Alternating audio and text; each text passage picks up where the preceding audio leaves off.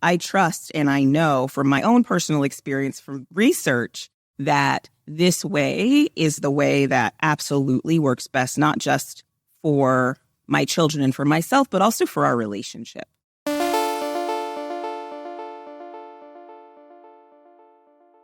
You're listening to the Mindful Parenting Podcast, episode number 497. Today, we're talking about when parents and grandparents butt in with Dr. Lynyetta Willis. Welcome to the Mindful Parenting Podcast. Here, it's about becoming a less irritable, more joyful parent. At Mindful Parenting, we know that you cannot give what you do not have, and when you have calm and peace within, then you can give it to your children. I'm your host, Hunter Clark-Fields. I help smart, thoughtful parents stay calm so they can have strong, connected relationships with their children. I've been practicing mindfulness for over 25 years. I'm the creator of the Mindful Parenting course, and I'm the author of the international bestseller, Raising Good Humans, and now, Raising Good Humans Every Day, 50 Simple Ways to Press Pause, Stay Present, and Connect with Your Kids. Hello, welcome back, dear listeners. So glad you are here with me, as always. If you've ever gotten some value from the podcast, please do me a favor and grow the show by telling just one friend about it. It makes a huge difference, and I hugely appreciate it. In just a moment, you are up for a very special episode. This is actually the recording of the conversation I had when we did the live podcast at our live Mindful Parenting Retreat in April 2024. So this is a conversation with Dr. Lynyetta Willis, my friend and psychologist and family empowerment coach. She helps frustrated families break free from stable misery and create more joy in their parenting and partnerships. And you could hear her on the 400th episode of the podcast and episode 366. But this conversation I have with Dr. Lynyetta Willis, my friend, is about what you do when older generations have opinions on how you're parenting your child. Maybe they're worried that your kids are going to run rampant without timeouts or swat. Perhaps there are cultural differences when raising a family in a multi-generational home. So Dr. Willis and I talk about this and more, and we're going to answer the question about the husband who defaults to authoritarian parenting in this special recording of the live podcast event. I know you're going to love it. So join me at the table listening to this awesome conversation.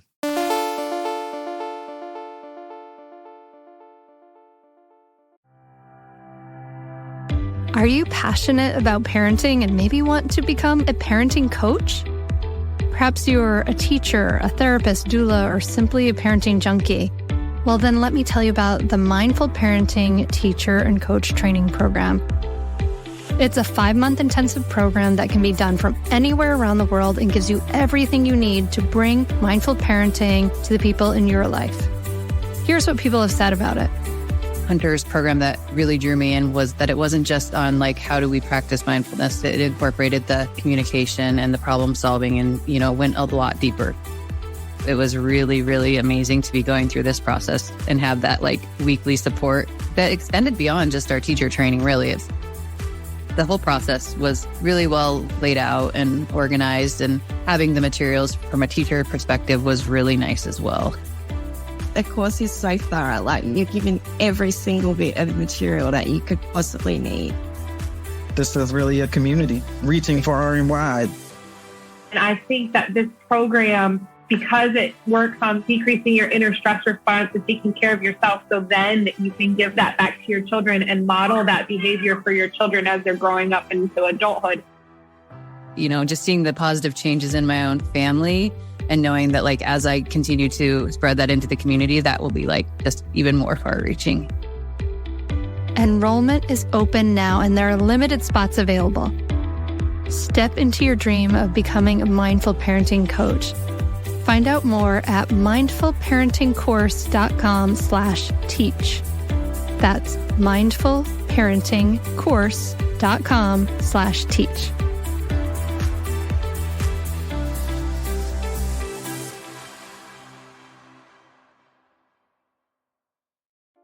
Welcome, you guys, to our first ever live podcast of Mindful Parenting. It's like, oh my God, let me check this sound. Didn't say anything about clapping, Hunter. So I am so honored. This is so exciting to do this first live podcast. I am so happy to have my friend, Dr. Lynyetta Willis, join us today for this conversation. She's been on the podcast before, and I will introduce her live to you rather than at home later in the studio. So Lynyetta is a psychologist and family empowerment coach. She helps frustrated families stop stable misery cycles or unhelpful patterns that keep them stuck so they can create more joy in their parenting or partnerships. Her Triggered to Transform parent coaching program has helped parents all over the world confidently deal with their triggers so they can pass on the best parts of themselves and enjoy parenting more. Welcome to the Mindful Parenting Podcast again, Lynyetta. I'm so happy to be here. It's exciting.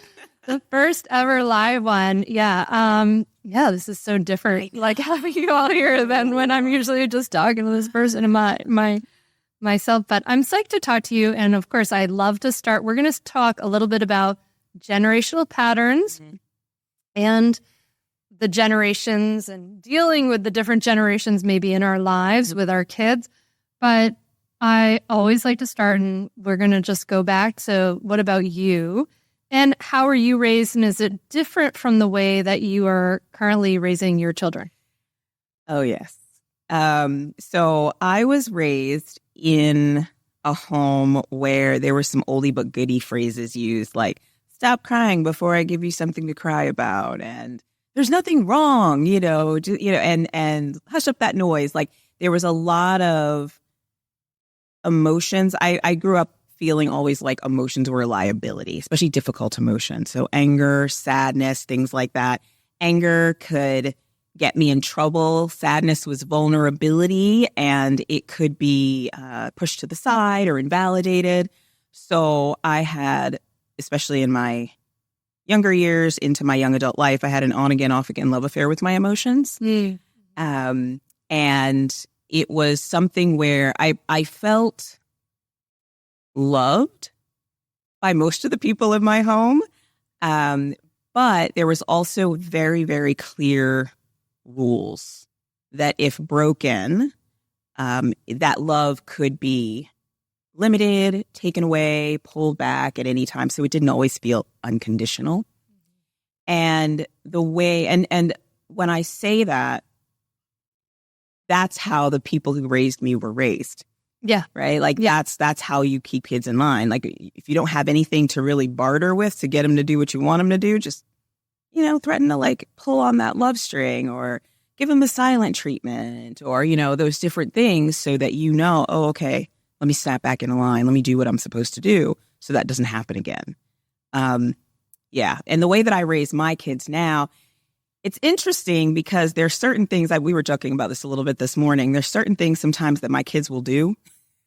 It's like I hear my grandmother in the back of my mind, like her spirit is in the corner, like, yeah, you're doing that new age parenting now. It's like, how's that working for you, huh? Sure you don't want to borrow my Switch? It's right here, And so there are things that I could never have gotten away with that now I'm listening and reflecting and, and it's just like, this is a completely different way of being. But I trust and I know from my own personal experience from research that this way is the way that absolutely works best, not just for my children and for myself, but also for our relationship.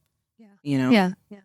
I mean, it's hard when, this morning, my daughter spoke her mind about something, and she talked to me about her boundaries.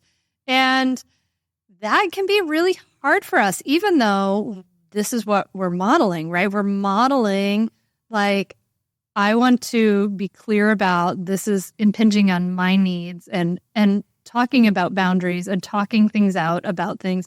Yet when we're talking about things and our kids come back to us modeling the way that we speak, and it may be that they are speaking their mind, then that can sometimes, especially when they're little, can that can draw into question, oh, am I doing this right? Should I be threatening my kids? Should I be, if they're, especially I think when they're little, that kind of interaction is often called talking back, right? Mm-hmm. Like, if the kid's talking about speaking their mind about a boundary, that can often be called talking back. And that's when we can say, oh my God, am I doing the right thing?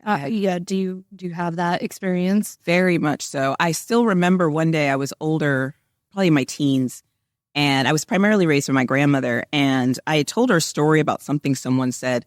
And I still have this memory of her saying to me, well, if somebody says something about you or to you that isn't true or doesn't fit for you, you need to say something back and let them know. And I remember that happened all the time.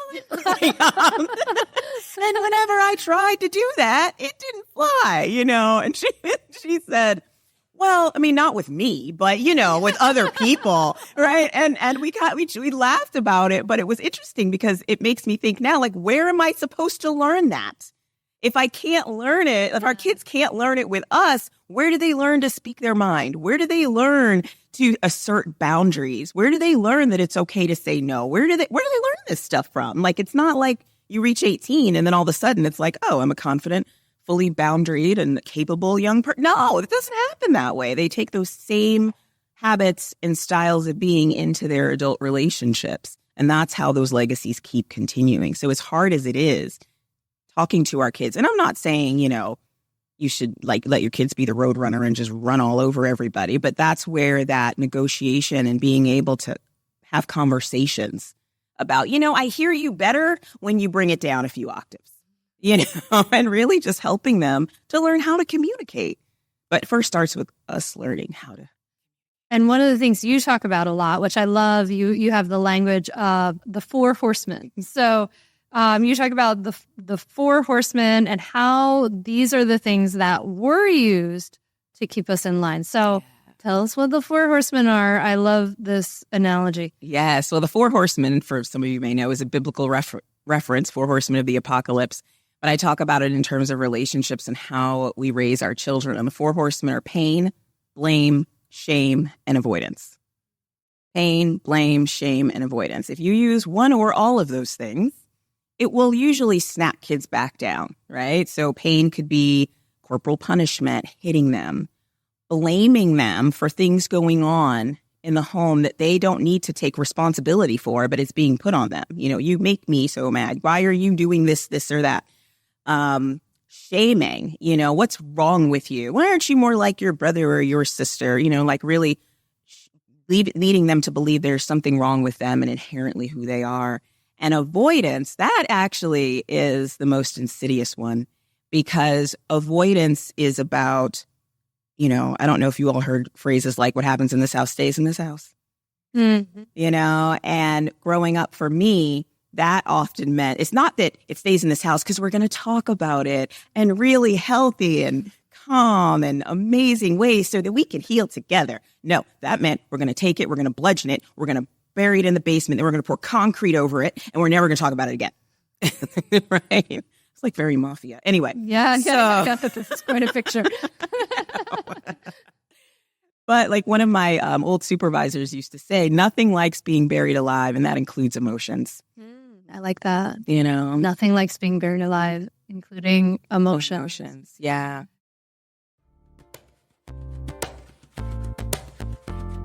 Stay tuned for more Mindful Mama podcast right after this break. What if your child's education were personalized to match their interests and growth instead of being like one size fits all? Enter Prisma. Prisma's hands-on, project-based curriculum is comprehensive and covers academic standards in a creative, real-world way while offering kids lots of choice in their learning. They have interdisciplinary themes like build a business, unsolved mysteries, and the future of health to give kids the opportunity to create hands-on projects that are aligned with their interests and receive personalized feedback from an expert educator that's tailored to their academic goals. Prisma is the opposite of Zoom school during the pandemic. Learners connect daily for engaging, interactive live workshops, enrichments, clubs, and coaching sessions, and the community is joyful, fun, and positive. Prepare your 4th to 12th grader for a rapidly changing future with an accredited project-based virtual program where kids build real community. And please don't forget to say that you heard about Prisma through the Mindful Parenting podcast. You can get $100 off your child's deposit with the code MINDFUL. Go to joinprisma.org to learn more. And I encourage you to chat with the team. They're super warm and kind, and they can help you figure out whether Prisma could be a good fit for your family too. So that's joinprisma.org. Make sure you use the coupon code MINDFUL. This episode is sponsored by MIDI Health. If you're a woman over 40 dealing with hot flashes, insomnia, brain fog, moodiness, vaginal dryness, or weight gain, you don't have to accept it as just another part of aging. All of these symptoms can be connected to the hormonal changes that happen around perimenopause and menopause, and the experts at MIDI Health understand what you're experiencing and they know how to help. MIDI clinicians are menopause experts dedicated to providing safe, effective, FDA-approved solutions. MIDI care is covered by insurance, so you can stop pushing through it alone. Schedule a virtual visit to discuss your symptoms and health background in depth. You'll come out of the experience feeling heard and seen with a plan to start feeling better. You deserve to feel great. Book your virtual visit today at joinmidi.com. That's joinmidi.com. You know, it's so interesting doing this podcast live with you because now I can see everyone's faces as you're listening, and I'm seeing that, you know, these are things that we may feel some guilt about sometimes using ourselves, but I also am imagining that as I see some of these reactions from you guys, that it's also like we felt that, right? Like I'm saying, you know, some hands share, like we felt that growing up, like we got that avoidance, we got it buried in the basement, or we got that pain, literal pain from corporal punishment or whatever. And that shame, we got a lot of that. So then we carry all that with us, and our work is to transform it, right? And that is really the hard work. That's a big question. I don't know, like when you are working with people, where do you start to the process of transforming it? Yeah, I truly believe that our greatest superpower as we're trying to transform these generational traumas and dramas, as I like to call them, is self-awareness, you know, which is a lot of what we're doing here today and a lot of what you're talking about, Hunter. It's around, first, you have to be aware of what it is you want to change. You know, I always say, and on any journey, you have to know 2 points, where you're starting, where you are, and where you want to go. If you don't know those points, you're not, anywhere will do, you know, and so if you don't, so understanding where you are, what are you doing? What are the things that you're doing? What are the things that you're saying that you're like, oh, I don't really want to pass these on to my kids, or this doesn't feel too good, or this isn't helpful to strengthening our connection and our relationship. Name those, you know, getting super clear about what are my biggest triggers? What really sets me off, you know, or what sets us up to go down an unhealthy road? And how can I, as a relatively fully functioning adult with a relatively fully functioning brain, what can I do to shift how I show up so that I impact shifting how my kid shows up?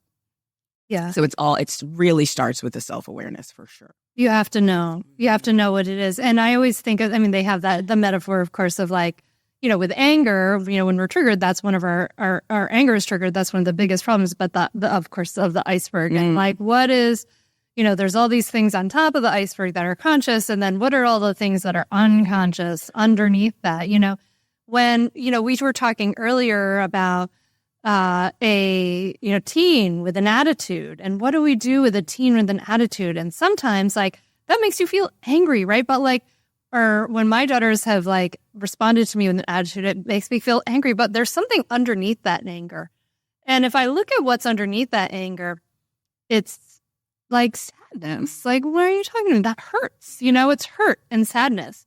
So that when I'm responding to her about that thing, I have to have the awareness of, and that's where all that mindfulness comes in, of like, okay, I'm angry, but I'm feeling other feelings underneath that. I'm feeling sadness. And then I can communicate it and say, oh, wow, like, honey, when you talk to me like that, I feel sad. I feel disconnected from you.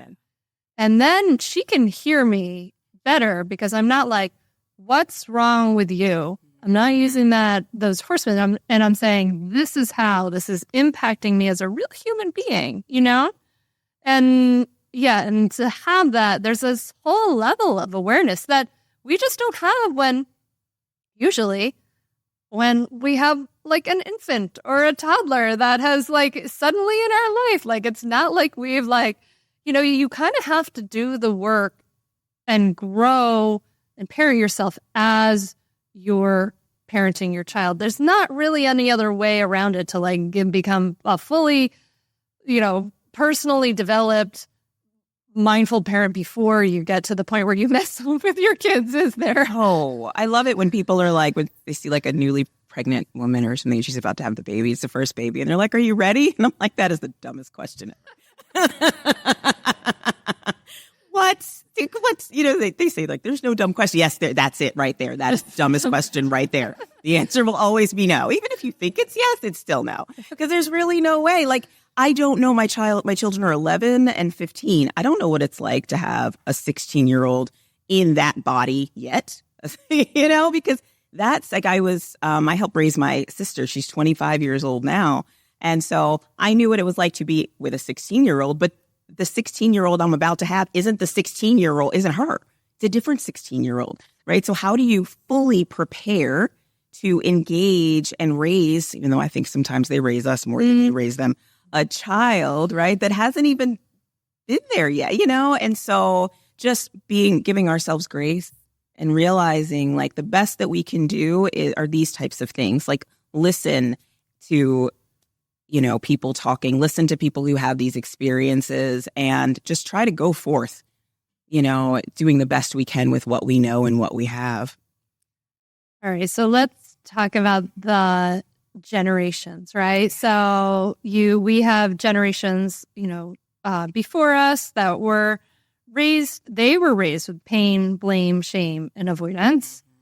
So then they may have raised us with pain, shame, blame, and avoidance, even if it was maybe it was less. Maybe it was less pain than the previous generation.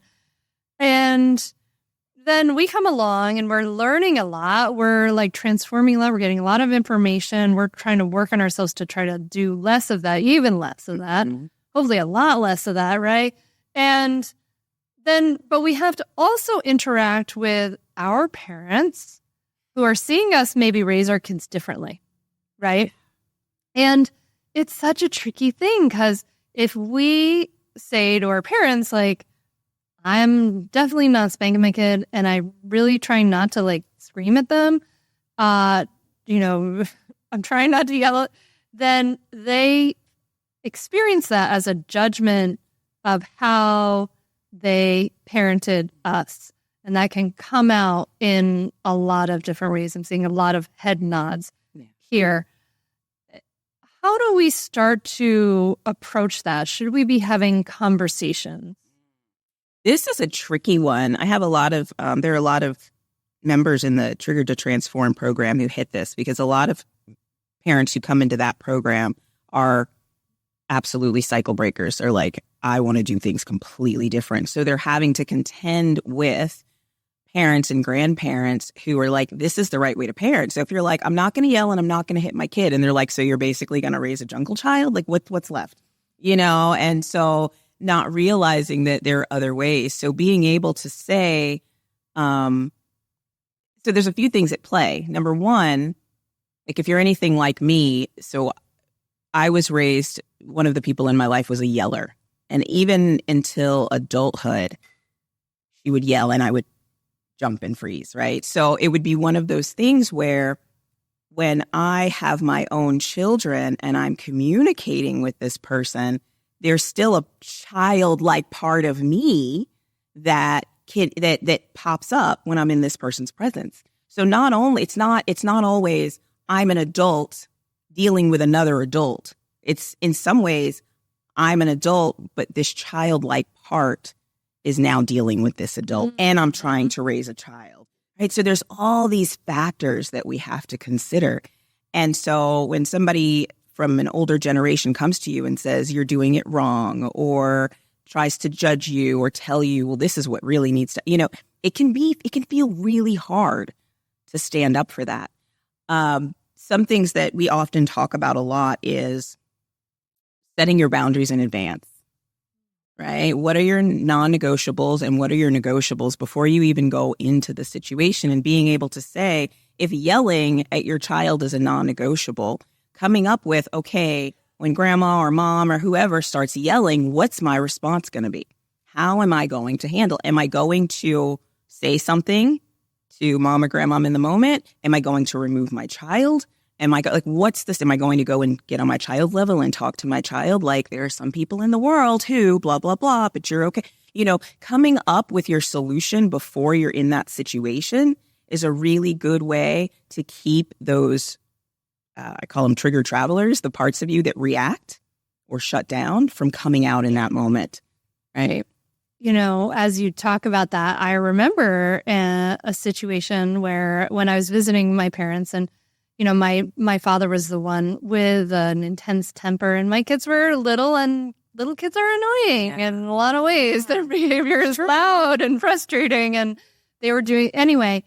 My dad got angry at my daughter, maybe when she was like 7 or something. I'm looking at my husband who's in the audience, and he can't remember anyway. But yeah, and I'm not sure I consciously thought about the plan, but I do remember saying, like, I will protect my daughter, if we're ever in a situation where this temper that scared me so much comes out, I will be protecting my daughter. And I did have to, say, we're getting out of this room, we're leaving you. You may not talk to my daughter this way. And I had to hold a boundary like that. And it was okay. Yeah. It happened. And then it was okay that I held that boundary, and it was tense and it was tough, but we were adults, and he saw that, and he saw an adult holding a boundary, and it was okay. And we went through the situation. Yeah.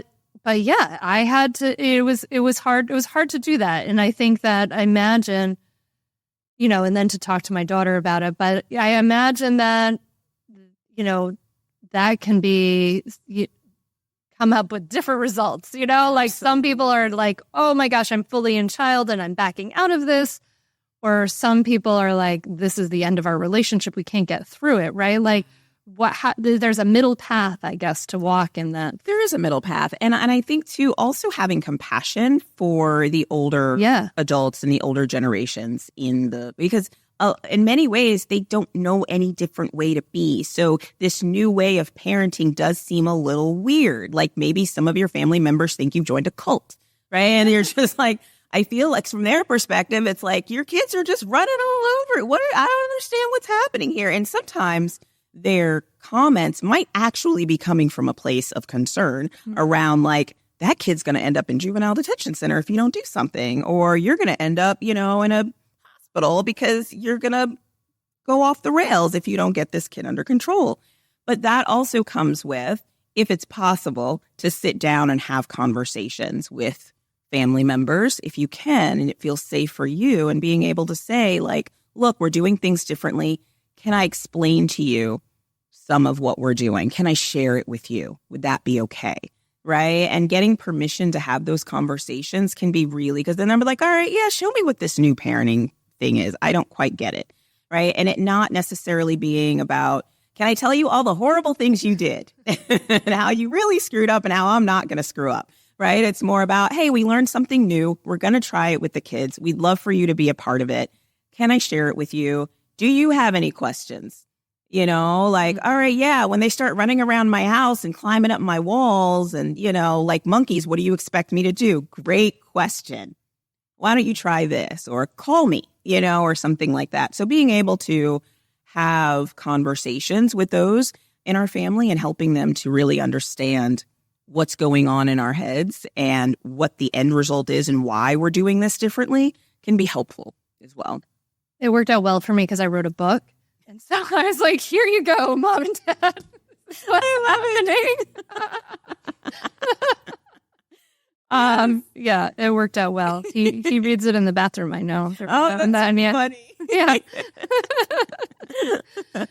So we had a question come in, how to deal with cultural influences coming from family, grandparents, and aunts when raising a family in a multi-generational home. And specifically a home where the grandparents have an expectation of how the child should interact with the parents, right? So I'm picturing, I don't know who asked this question, but I'm picturing a where sometimes the older generations have an expectation of the child should be very quiet, the child should be respectful, the child should maybe not even, there was always the you don't speak until you're spoken to thing. Like, I'm not sure that flew in my generation, but there is this question. I mean, especially then if we go back to what we were talking about in the beginning, this idea of it's hard for us to deal with when our kids create boundaries and talk back to us. We can call it back talk. What if it happens with these older generations, and how it's in the home with those influences? So anyway, do you have any thoughts on this? Yeah, that's tough because when your family members are like outside of the house and you can be like, all right, it's time to go. We're just going to go and we're going to go back to our house. But when they're living in the house, you have a multi-generational home, that can be tough. And I think the biggest thing is open lines of communication, right? Again, going back to what are our non-negotiables, what are our boundaries? It's going to be hard to turn grandma or great grandma who's 95 into a mindful parenting expert. Like, I just that might be a little bit too high of a bar, in part because she might not be interested in that, right? And so it really comes about like, what are your baseline expectations? What are so if it's like, well, grandma sits in the corner and when she sees, my kid talking back to me, she mumbles. Okay, well, that might bother you, but is that really a non-negotiable, right? Now, if it's, when she sees me talking back to me, she starts shouting at my kid and calling my kid names. Okay, that's different, right? Now we got a different situation here. We might need to have a conversation with great grandma, right? But at the end of the day, the piece is for you to be in the gap to the best of your ability, especially depending on how old your child is, especially when they're young, between that older adult and your child. And that doesn't mean that you're going to be able to protect your child from everything that's going to fly out of family members' mouths. It's just not possible.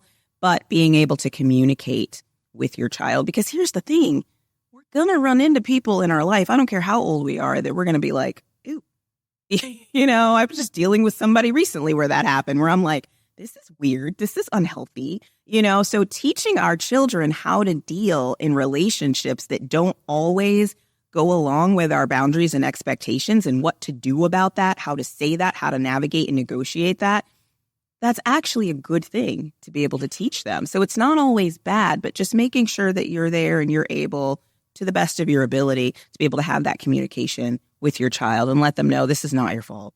This is not your issue. We're talking to grandma. Grandma's learning. We're learning. What do you know to be true? These are the things that we know to be true. All right. And then maybe you also have conversations with your child about, depending on their age, when great grandma says something, maybe we don't come at great grandma, right? What's a different thing we can say to great grandma, right? Because we know how great grandma can get, so being able to also teach your child to read the room, and be able to, not be you don't want to put your child in a position where they are responsible for great grandma or their feelings, but it's also about teaching them that people are going to react and respond differently. And we can have some input into how a conversation goes. Like, we have that power. Stay tuned for more Mindful Mama podcast right after this break.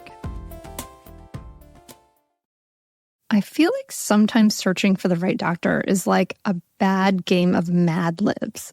You need a blank specialist who takes your blank insurance, who doesn't keep you in their waiting room for more than blank hours.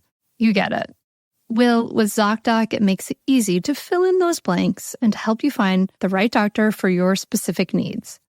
ZocDoc is a free app and website where you can search and compare high-quality in-network doctors, choose the right one for your needs, and click instantly to book an appointment. We're talking about in-network appointments with more than 100,000 healthcare providers across every specialty, from mental health to dental health, eye care to skincare, and so much more. Plus, ZocDoc appointments happen fast, typically within just 24 to 72 hours of booking. You can even score same-day appointments. If I needed a specialist where I didn't want to wait around for 6 months, I would be definitely getting on ZocDoc. So stop putting off those doctor's appointments and go to ZocDoc.com/mindful to find and instantly book a top-rated doctor today. That's ZocDoc, ZocDoc.com/mindful. ZocDoc.com/mindful. I'd like to introduce you to the Minimalist Moms podcast. It's hard enough being a mom, and the last thing you need is stress from too much stuff and an overcrowded schedule. For too long, I lived with the mindset that bigger was better, and the more I added to my life, instead of feeling better, I felt overwhelmed. It was time for a radical new mindset. Less is more. I'm not into extremes. I didn't throw everything away. My brand of minimalism is more about adding than subtracting. Get rid of the excess to make room for what you love. In other words, it's about living life with purpose. I hope you'll listen in, and my guest and myself can inspire you to think more and do with less. The Minimalist Moms podcast, available wherever you listen to podcasts.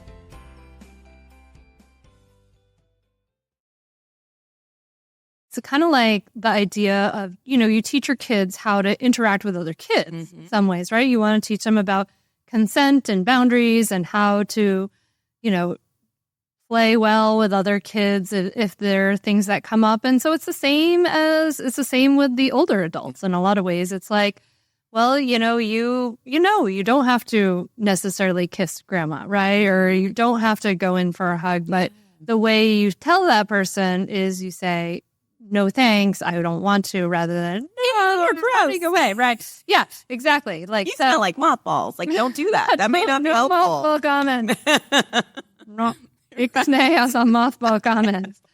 But yeah, so you're kind of thinking about like, okay, so, you're teaching maybe if that the family is in the home, you live in a multi-generational home, or you're maybe in a multi-generational home temporarily for a vacation or whatever it is, then, you may have, I'm kind of hearing that we have to sometimes be a little bit of the mediator, where we're saying, hey, mom, dad, grandma, this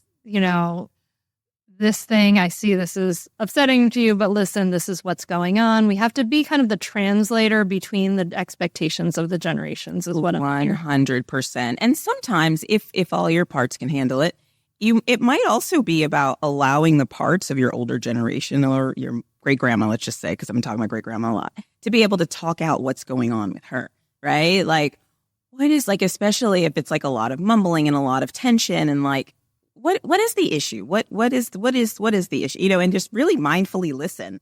Now, be very careful with that, make sure that you can deal with that and that feels good and safe to you, because sometimes great grandma might come out attacking, or it just might not be a safe relationship to do that. But I don't know if you've ever been in that situation where you're holding something in and then when you get it out, you're like, okay, I feel better now. Yeah. We're good now, right? So sometimes just allowing those people to having a conversation with them and mindfully listening and reflecting around what they're saying and then sharing your opinion, that can also help to minimize a lot of the drama. Yeah. Just as listening with our kids helps to take the temperature down, it can take the temperature down with the older generation. For sure. That's cool. Okay. Yeah, there's a lot there, and there's a lot to navigate and negotiate. Did you ever have to have any of these conversations yourself? No, because so my grandmother has since passed on, but my mother, she is pretty hands off with the kids, and she's a lot more mellow than she was when she raised me. So for me, she defers to me a lot. She also kind of realizes this isn't my hobby, so I think there's a bit of that too. So I didn't have to deal with that aspect a whole bunch with them. I have experienced the, kind of like the side eye and the like, are you really going to let them get away with that? Sort of. I've gotten some of that, not just like from other family members too. And then just being able to breathe into myself in those moments and realize I'm doing what I know is right to do, and I'm going to keep doing it, right? Because sometimes you can feel shamed, when you get that look. You don't have to say a word. It's just that look. That look where you're just like,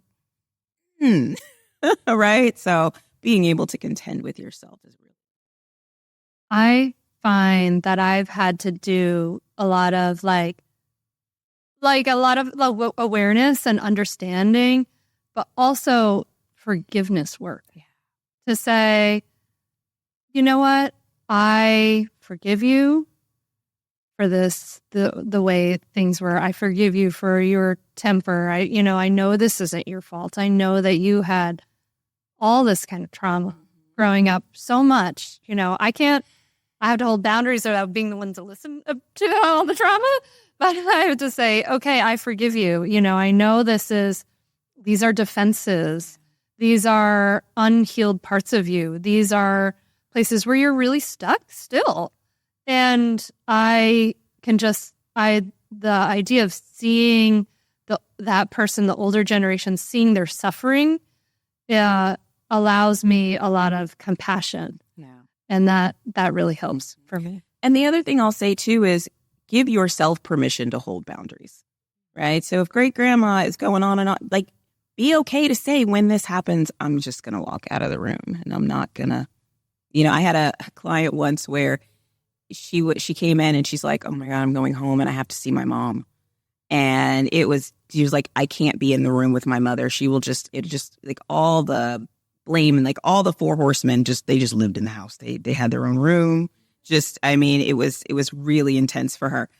And so I said, okay, how long can you be in the presence of your mother before you just lose it and you start to feel yourself getting really triggered and overwhelmed and frustrated and in that space of either freezing or yelling? And she was like, 5 minutes. And I said, okay, so what I want you to do is when you walk in the room with your mom, when you first walk in the house, I want you to set a timer for 5 minutes. And regardless of what, she might not say a word to you, I want you to leave after 5 minutes. And then I want you to breathe, come back in, and do it again. And she left and she did it and she came back and she was like, I actually got down to the point where I could be in the room with her for 25 minutes. And I said, well, what shifted for you, right? Because you didn't heal a ton of trauma in, a whole bunch of 5-minute sessions. And she said, what it was that I gave myself permission to leave. I had permission. And it was like, she always had permission. She was a grown person. But there was something about being able to say, I only have to make it for another 3 minutes and 32 seconds. Right. And she didn't even have to do that if she didn't want. She could have left at any time. But because she knew she had permission during those longer stints, she was like, it's been more than 5 minutes. At any point in time, I can get up and leave. And just that simple shift alone gave her a sense of, okay, I feel safe. I can handle this. I can do this. This is okay. So being able to give yourself permission to hold boundaries and limits and whatever you need to do with those older adults and letting the younger parts of you know, not only am I going to protect my child, but I'm going to protect you too. And I'm going to do whatever I need to do to make sure that we're not hurt or we're not struggling in this moment because we don't have to. We have permission to do what we need to do to protect ourselves and still honor the people that we love in our family. But that doesn't mean that we have to sacrifice ourselves to honor the people in our home with us. I think that permission to walk away is very powerful. I've used that in my life for sure. So just to transition a little bit, the other question that came in is we're thinking about how to handle differing parenting styles. This person's partner sees the benefit of being more gentle, but always returns to authoritarian. So you're shifting, you're doing all this work. This happens all the time. You're transforming these generational patterns, yet your partner may not be doing, or maybe harder. There may be, more barriers to actually making those shifts and is falling back into these authoritarian patterns. What are the kind of conversations that this couple needs to have? The very first conversation that I always tell couples that I always encourage couples to have around this is, well, let me back up. So what often happens, especially when I work with a couple, them both come in, and of course, when there's usually, not of course, but there's usually one person who wants to be there more than the other. So one person who was like, we're going to couples, and the other person who's like dragged in. And the person who's doing the dragging is like, you sit here and she's going to fix you. Okay, go. Go ahead. He's right there. Go ahead. And so really what's important is to first get on the same page about the first thing that I do when I'm in the room with those couples is I try to get a sense of like, what do each of you want out of this experience? Okay. I know usually it's she, I'll be honest. I know if it's a heterosexual couple, I know she wants, what do you want? Right. And I say that to say, when you're in a situation where you and your partner aren't parenting the same, really understanding like, what is the end goal for both of you? What do both of you want when it comes to engaging your child day to day and long term? Because if you try to say, we need to parent mindfully, we need to parent gently, we need to parent positively, we need to, and then my favorite is, okay, so I bought this 57 video course, and after your long day at work, I need you to see Bill back there nodding, I need you to sit and watch these videos during your downtime and then fill out these 15 worksheets, and we'll talk about it in what, 20 minutes, 25 minutes? Is that good? Is that good?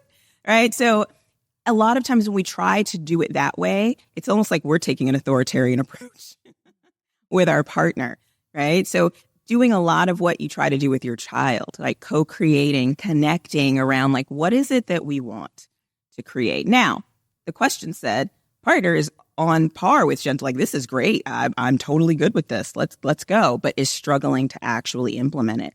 So in that case, it's, well, what do you need? What would be helpful?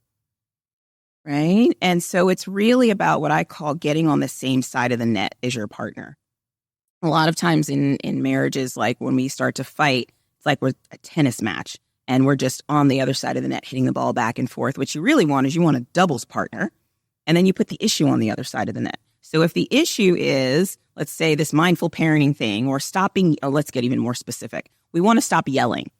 All right. How can we team up so that we can do something about our opponent, which is yelling?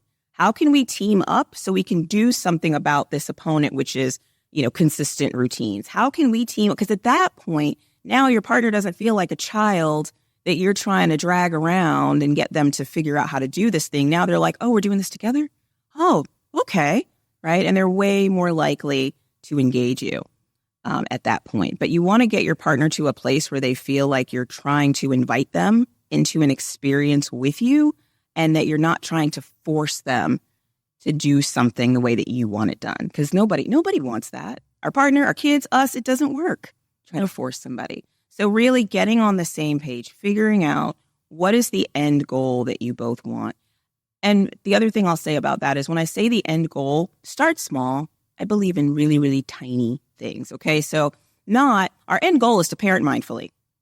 That is a big freaking goal. Like seriously, welcome to our world, right? It could be our main goal is to yell less. Our main goal is to get through bedtime without storming out of the room or making a snarky comment. Our main goal, right? So come to an agreement on the main goal. Okay, what steps do we need to take together to get to that main goal? All right, when you hear me call you from the other room during bedtime, that means I need to tap out because I'm about to blow. Okay, all right, let's try that. And then you experiment together. You experiment together on how to make it happen. So take really, really small bite-sized chunks and bite-sized goals and come together on what is our end goal and what are steps that we can take, experiments we can implement to help make this happen for both of us. Well, that is beautiful. I love that. I think that's exactly the best approach possible. Lynyetta, I love talking to you. You and I are we're like the same being that has been split and put in different parts of the world. I think it's so funny. We discovered that very much last night. But this has been wonderful. I always love having you come on the podcast. This has been so cool to do a live podcast. Oh my goodness. Fun. Do you have any final words that you want to leave the listener with, or these listeners with, or right here? Yeah. Just, you're doing the best you can with what you have. And remember that. Tattoo it on your forehead if you have to, because guilt doesn't help anyone, least of all you and your child. I mean, just by listening to this or being in the room right now, I mean, you're already doing, more than 97% of the population to shift how this parenting thing goes. So give yourself grace.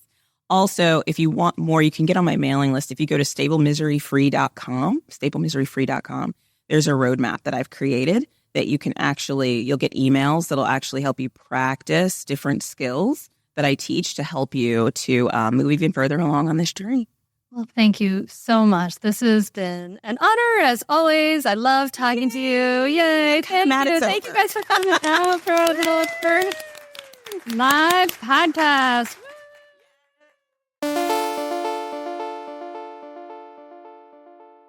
What a cool conversation, right? I love talking to Lynyetta. It is just awesome. So wonderful. Hey, want to give a shout out to Flopshot for your 5-star review you left on Apple Podcast review. Thank you. 5 stars, a must for parents. The sooner you listen to this for your kids, the better. They say, thank you so much. Those 5-star reviews are an awesome way to support the podcast. You can just click right on your podcast player and there's like a link to leave a review. Like if you look at the notes, you'll see it's right there on the phone. It's actually pretty easy. Takes a second. And if you have a friend you want to share it to, that's also like a really great way. Just share it with one friend. If you got something out of this, share it with one friend today. That would be awesome. And I wish you an awesome week. I wish you peace and ease and good conversations and exciting things and peaceful things and warm hugs and all that good stuff. And I thank you so much for being here and for listening. Take care, my friend. Namaste.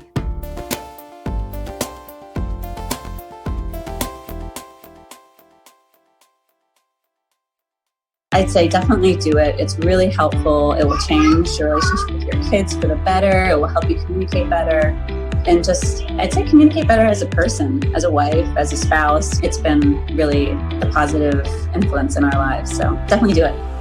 I'd say definitely do it. It's so worth it. The money really is inconsequential when you get so much benefit from being a better parent to your children and feeling like you're connecting more with them and not feeling like you're yelling all the time or you're like, why isn't things working? I would say definitely do it. It's so worth it. It'll change you. No matter what age someone's child is, it's a great opportunity for personal growth and it's a great investment in someone's family. I'm very thankful I had this.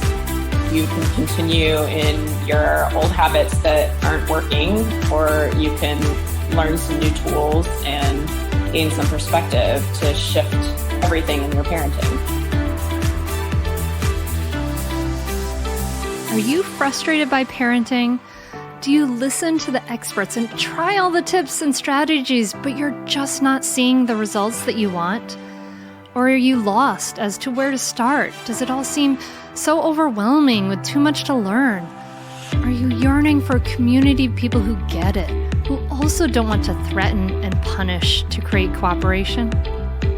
Hi, I'm Hunter Clark-Fields, and if you answered yes to any of these questions, I want you to seriously consider the Mindful Parenting membership. You'll be joining hundreds of members who have discovered the path of mindful parenting and now have confidence and clarity in their parenting. This isn't just another parenting class. This is an opportunity to really discover your unique, lasting relationship, not only with your children, but with yourself. It will translate into lasting, connected relationships, not only with your children, but your partner too.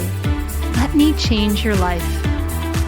Go to mindfulparentingcourse.com to add your name to the waitlist, so you will be the first to be notified when I open the membership for enrollment. I look forward to seeing you on the inside. mindfulparentingcourse.com.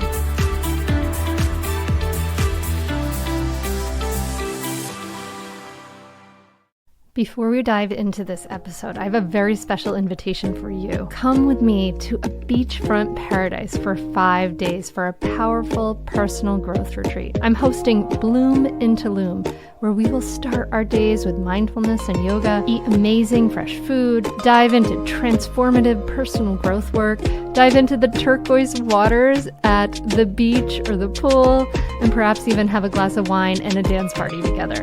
Does this sound good to you? I have a limited number of spots available for this all-inclusive retreat this October. Learn more and apply now at bloomintoloom.com. BLOOMINTULUM.com. Don't wait, spots are filling up. bloomintoloom.com.